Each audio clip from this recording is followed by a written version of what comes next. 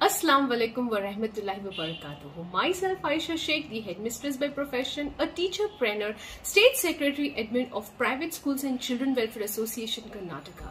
You're watching me on the channel Aapki Awaaz, a channel that works 24/7 in keeping us updated with the information in and around the city, state and country. Through this channel, I want to throw light on the very important subject that's really affecting the growth of our kids, both physically and mentally, and it's due to the closure of schools again. I know each one of us have different opinions when it comes to the kids and the school. After 18 months, the school functioned for pre-primary and primary.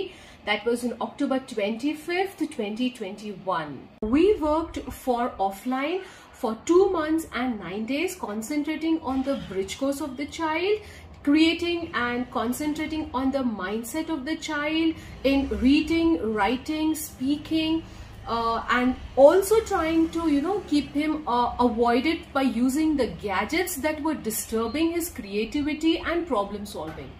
School, teachers, parents and innocent children were relaxed when the schools functioned offline, and every one of us hoped that everything will be good, and they all cooperated in helping for the child's betterment in education because it had brought a great loss during this COVID pandemic. The sufferers were these private school managements, the teaching and non-teaching staff, the parents and the children. Here I am not going to include the government because we have got or received the least help from the government during this COVID pandemic. On Jan 6th, 2022, the government decided to shut down schools without taking the opinion or suggestions from the private school management heads or the parents association or the teachers association.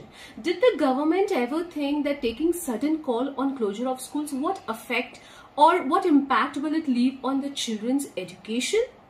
I do agree that the COVID cases are increasing in numbers, but the patients who are suffering with COVID are asymptomatic. And I think because of the weather conditions, a cough, cold, fever are normal. So you can treat it like a viral fever or a flu. Did the government ever think it seriously if closure of schools happen? Where will the parents leave their children or drop their children because there's going to be online classes? I have personally spoken to a few parents and have got different opinions from the parents. A few said they would not allow the children to use the mobile because now they can see a lot of changes in their child and a lot of improvements in their child in the learning aspect. Some parents told me that they cannot access to internet, so they have decided to leave their children at their peers' home, at the children's peers' home. There are a few parents who said they do not want to risk by leaving their children to somebody else's home or under somebody else's custody, and they have dropped their children at their native. And you know very well when it comes to rural area or villages how good and how well is our network service. Now you tell me, are we providing equality in education? Are we providing a uniformity in education? Instead, we are building a gap in all their educational levels.